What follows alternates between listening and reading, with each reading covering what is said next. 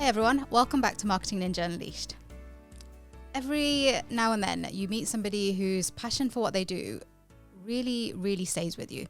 And today's guest is one of those people. I met Lisa through FindABiz networking, and we got talking about what she actually does, and her passion and the care that she puts into what she does is absolutely amazing. So that's one of the reasons I wanted to get her on the podcast today. Lisa is the heart and soul of ProMedica 24 in Blaby and Lutterworth, and you'll definitely be able to hear her passion when she talks today, because she's going to be going through why she got into care, what made her choose ProMedica 24, and how care has changed over the years, plus some really interesting insights into actually how care and marketing really tie in well together. This is a really special episode, and I know you're going to enjoy it, so let's get into it.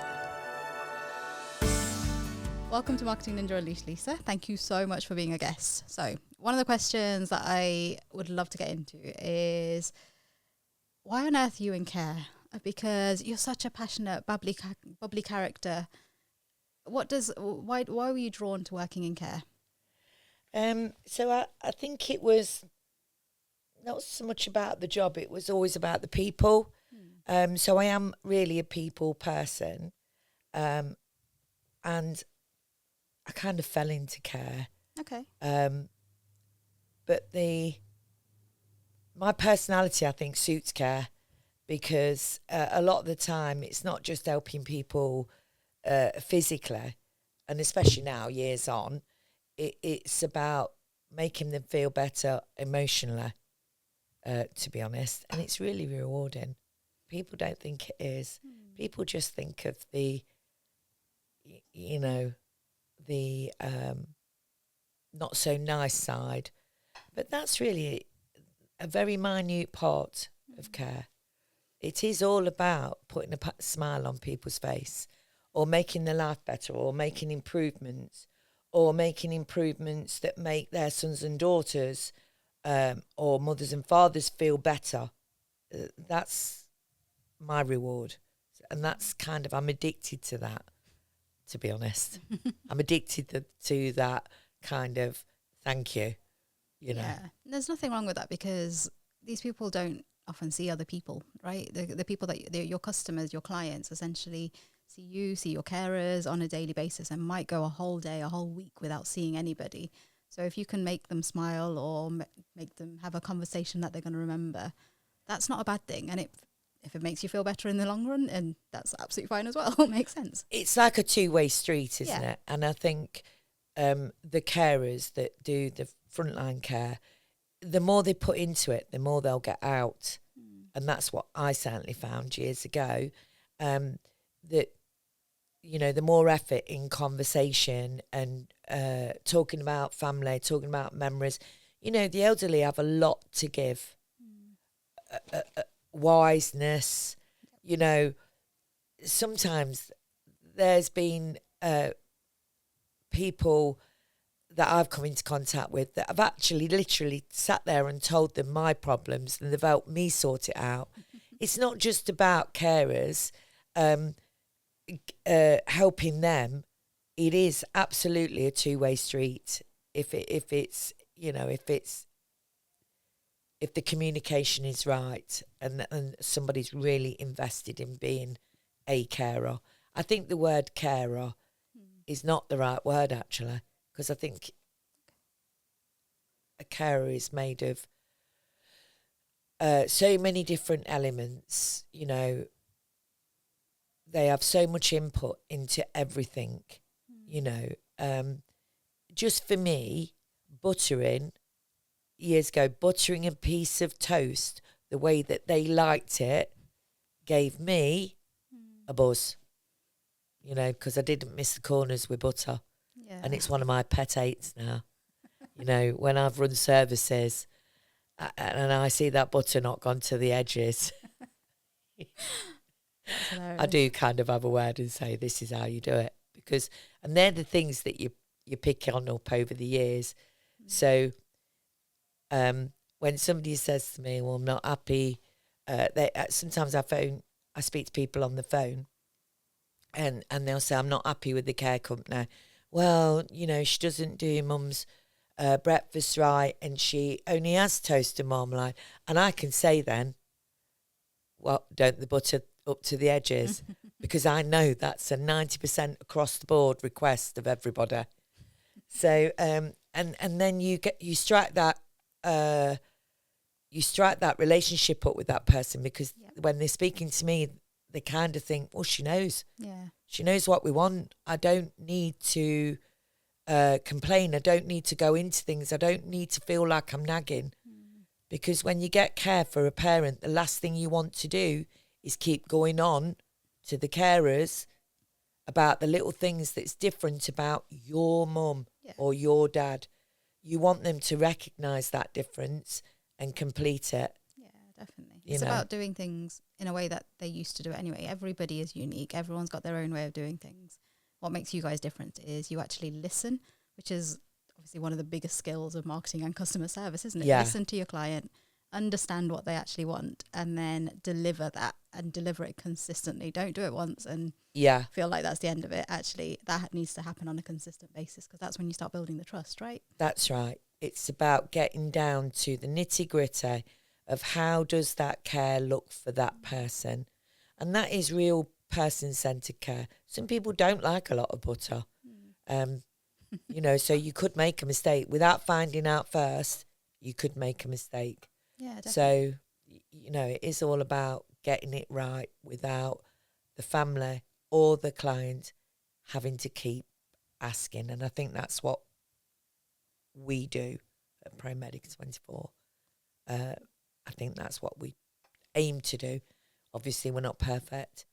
And no care company's perfect.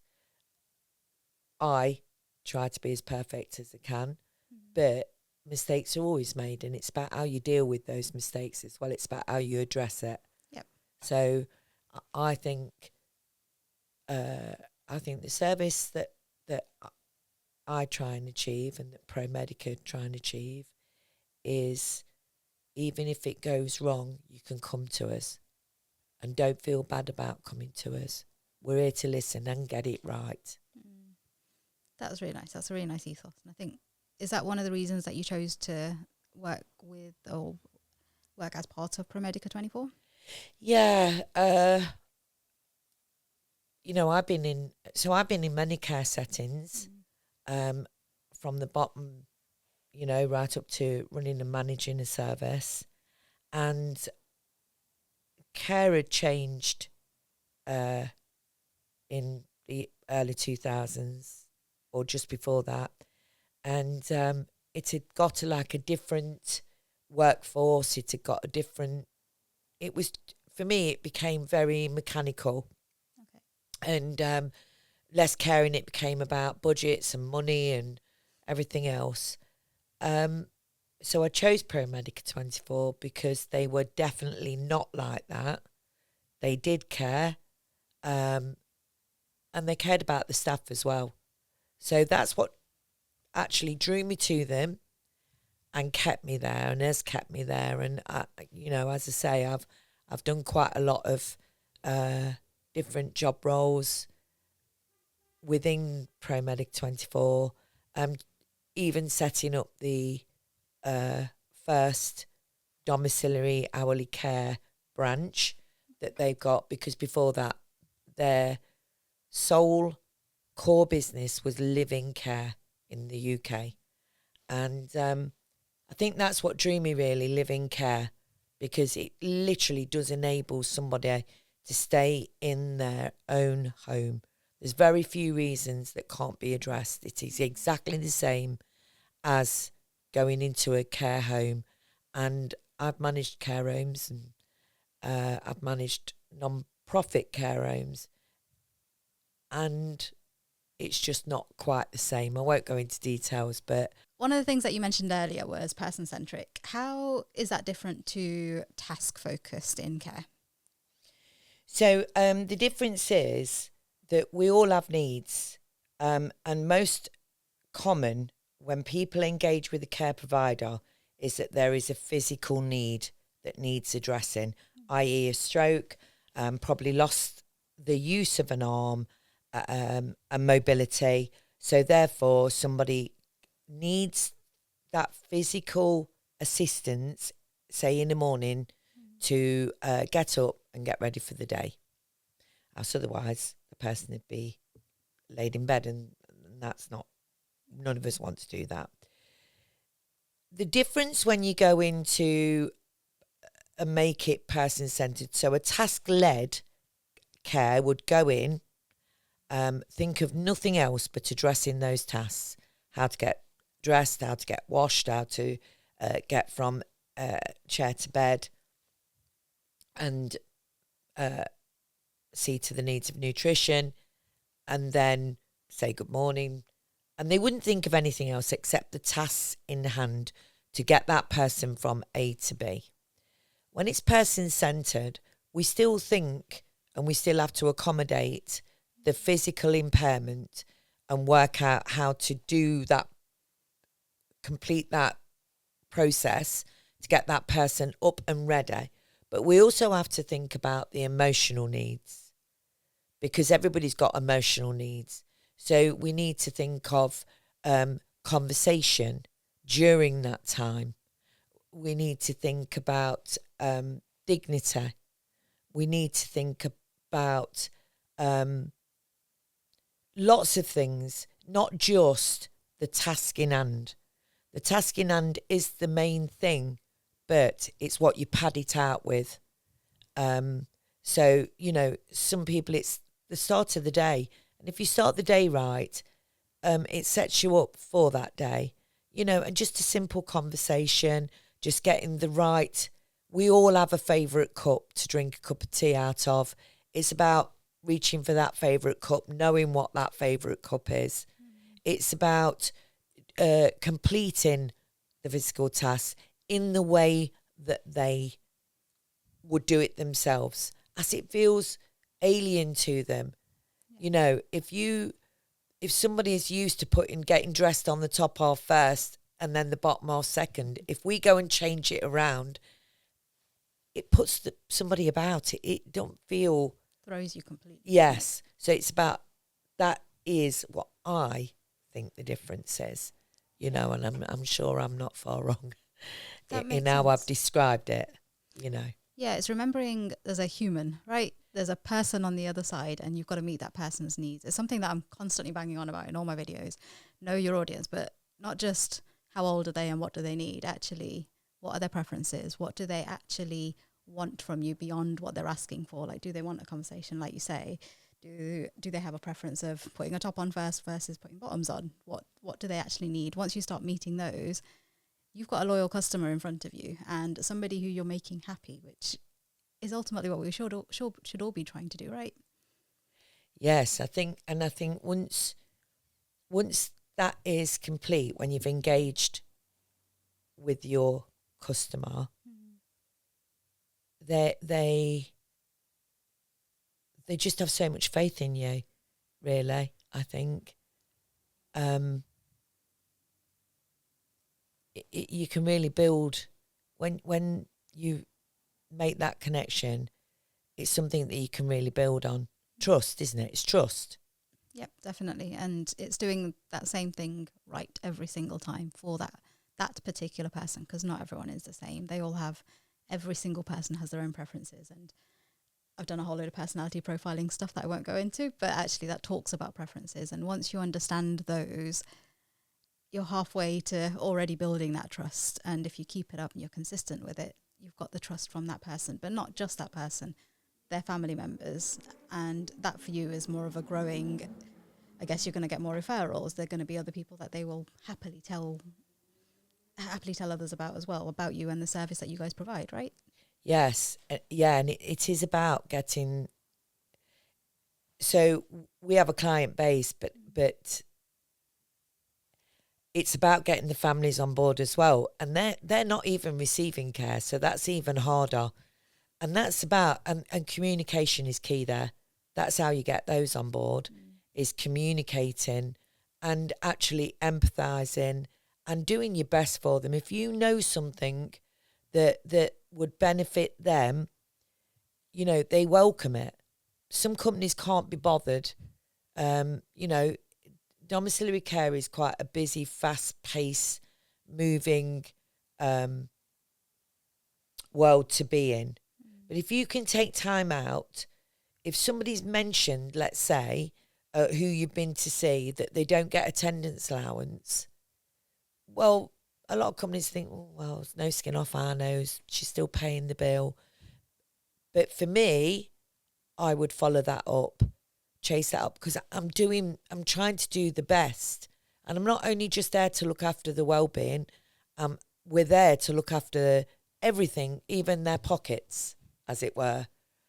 So, you know, if we can save people a little bit of money, then the advice and everything and the knowledge in the branch is there to do that, which others don't always have either. You know, there's a many a years experience in Pro-Medica in the top level.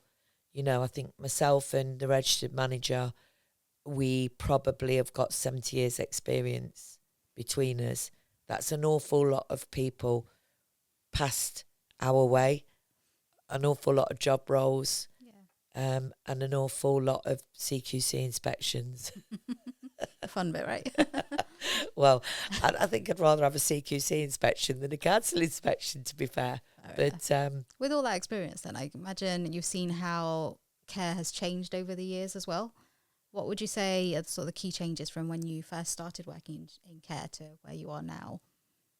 I think the price, Inevitably, and the criteria of where you would get social services to step in, because years ago, somebody who just needed a little bit of help with putting the night clothes on, but majority wanted a cup of tea and toast and a 20-minute conversation. That's not there anymore.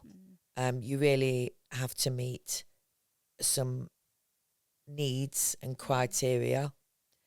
I think the knowledge out there is getting better of how the system works, has got better.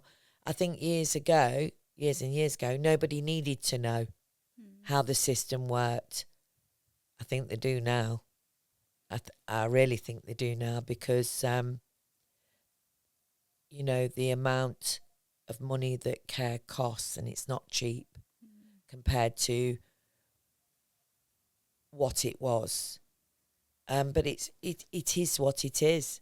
And sometimes what makes me laugh is somebody will pay a cleaner £25 an hour and think nothing of it, and then kind of balk at paying that and a little bit more for somebody who's going to come and monitor their medication, do personal care, and look after the health and well-being of that person.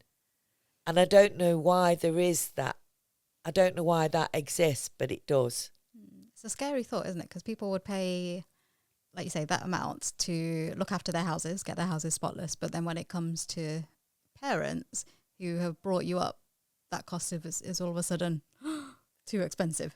Yes. And I suppose it's all governed by what people can afford. We all want the best care, but we've all got budgets. And unfortunately, I think there needs to be a lot changed in this country regarding the levels of when the funding kicks in. And, is it really fair for you to work all your life and save and stress over a mortgage in your younger years to then find that all that is going to go on care? And then maybe the person who has had never saved, never stressed over a mortgage, never really had that worry about saving for an old age, who still hasn't got that worry in old age. It's very difficult mindset, I think, because the people who a lot of people would say have the money to pay for care, they have, but they haven't got the mindset. because their mindset was not to save it for care. It was to save it to improve the lives of their children and themselves. The trouble is, they feel like care is a waste. They're the hardest people to convince to get carers in. It are the people that are probably can afford it easier than others. Because they're saving that money for something else. And I get that. I really do get it. And also people can be in denial. And I speak to lots. Oh, mum says she can manage. Because when you think of it, if we think of it at our age, me now and you at your age, Rena, to think that finally the day has come where you can't manage your daily routine, it's a big admission to yourself. So I get why people don't want to admit it and keep fighting. It's scary, isn't it? It's that you've got to get yourself out of denial. Yes. I need the support of somebody else despite living my entire life doing everything by myself. Now I need some support. That's a hard thing to admit to yourself, isn't it? It really is. And what I try and advise people, because I speak to a lot of sons and daughters who know the mum needs help, who can see the cliff getting nearer and 1 minute she's going to fall off it. But it's the person themselves, and they'll say, mum won't have a word said about a carer coming in. And what I try and say to them is, so it's the word carer, I think, and it's the words that we use to communicate that have a big difference. And so I always try and say, well, when you talk to them, don't talk to them as though care. Maybe talk to them as though like they're having an housekeeper coming in to help with the housework, because that seems more acceptable. And as we've already said, we're all too ready to pay a cleaner, but we begrudge it on a carer. And I think the two are linked. And the idea of a housekeeper seems so much more nicer than a carer. Because you don't have to admit that you need the support, right? Correct. It's just somebody there who's helping out with something that I don't really want to do. Exactly. And the problem is most cleaners end up turning into carers. And they'll either contact me and say, oh, I know somebody I've been cleaning for and this is not my bag. I don't want to do this. So it shows that they will have help, but not under that heading. There's something about the word carer. Yeah. Yeah, definitely. It's positioning it the right way so your clients actually understand and don't feel like they're feeling useless, because I imagine that feeling of not being able to do stuff yourself is a bit of a mental drain. I like you say, we all run our daily routines. To not be able to do that is quite a scary thought, and then to go the next step and realize that you need help is even worse. So yeah, it's about understanding that. It's positioning it, isn't it? Yes, that's it. Absolutely the right word, Rena. It's positioning that word, isn't it? So, and to feel like that, it'd be nice if all your listeners, what I'd like them to do is try and spread a round of toast sitting on one hand and do it one-handed, because that can be the case, and then you kind of get a feeling of how hard that is, how determined you can still be, but how much easier it would be with help. I think that's a good exercise to do for everybody, to walk in, somebody's shoes and get that feeling of what you've just said, that helplessness and that, this help would be better. It's the actual only way that you're going to be able to understand your clients fully, right? Yes, it's to walk in their shoes. Yeah, quite literally. Yes, exactly. Okay. We talked about Maslow's hierarchy of needs earlier, which was quite funny. I know how it works from a marketing perspective, but how would you apply that to care? So you've got if I remember right. So you've got the 5 levels, starting with the hygiene factors, ending with the... Yeah, so tasks are at the bottom, emotions are at the top, and a feeling of warmth, love, nurturing, and that is what care should be. So it's a bit like what we were talking about before. Task-led care is the bottom of the triangle, but we can't ignore the top of the triangle. Yep. We have to fulfill those needs. You know, so we aim in ProMedica to feed all 5 parts of it. That's holistic care, you know, and that's what we aim and achieve most of the time. As I say, we're not perfect, but 99% of the time we can achieve it because it's about building relationships. The top bit is about feeding and nurturing. Yeah, definitely. It's about getting the basics right, isn't it? And care, you know, they're all... And so we look for that in our staff as well, you know. No good taking on a cold fish, really, is it? And a cold fish wouldn't really be interested in doing that job. So the care industry absolutely, I think, attracts a lot of the time the people person. And quite often, you know, quite often there'll be the child that is close to the family. You know, they've looked after smaller brothers and sisters. You know, they always tend to be that eldest way child. inclined. Yeah. So what would you say makes ProMedica 24, and in particular Blaby and Lutterworth, different from everywhere else? You have mentioned things before as well, but if you were to boil it down into sort of one sentence. I think it's just the interest and care took in each client.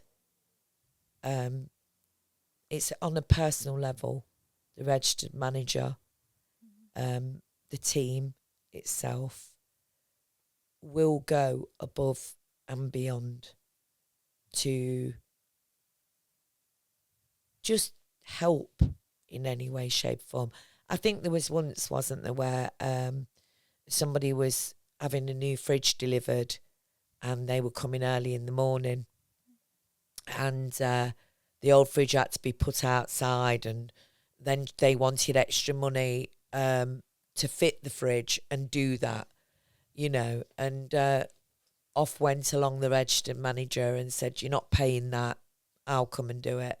You know, so they're things that when family are not around, family would normally do that. But we can do that, and not always charging for it either. It's just little add-ons, extras. We're helping you look after your mum. We're helping you look after your dad. We're helping them stay where you want them to be and where they want to be. You know, I think if we asked a room of 100 people over the age of 70, where would you prefer to be? In a care home or in your own home? I think there'd probably be a 95% hands up for being in their own home. And unfortunately, I think in this day and age, that doesn't always work out.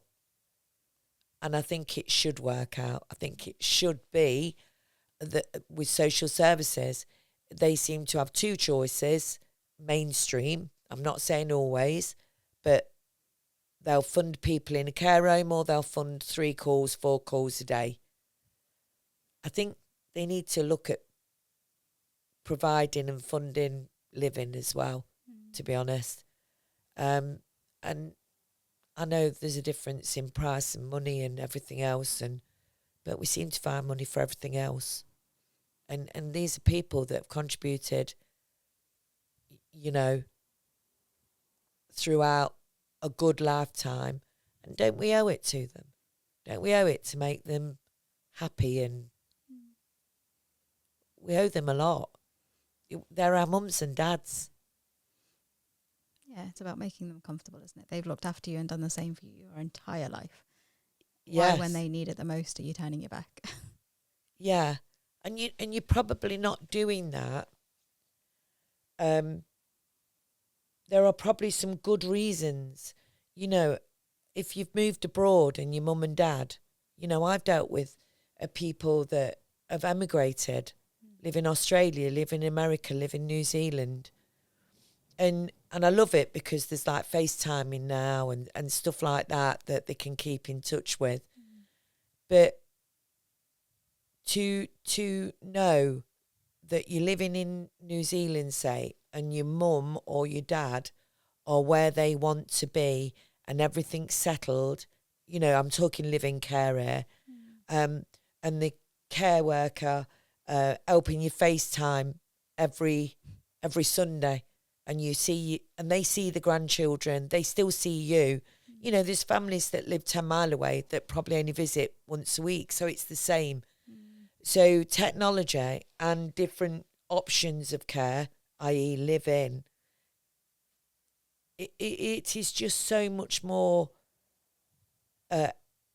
holistic approach, and it should be one that should be grasped by everybody if they can, budgets allowing.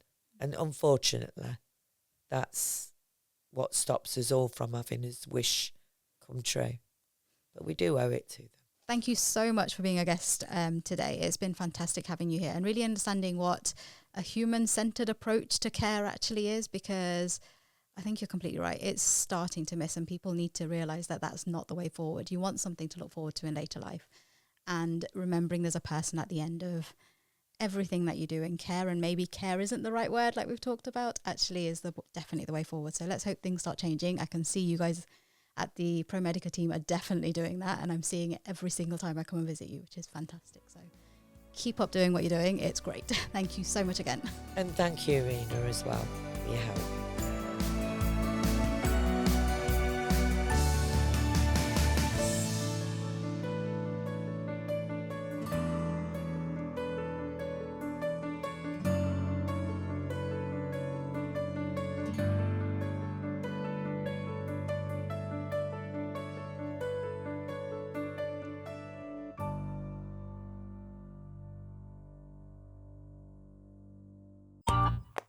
This has been a Monkey Pants Productions podcast.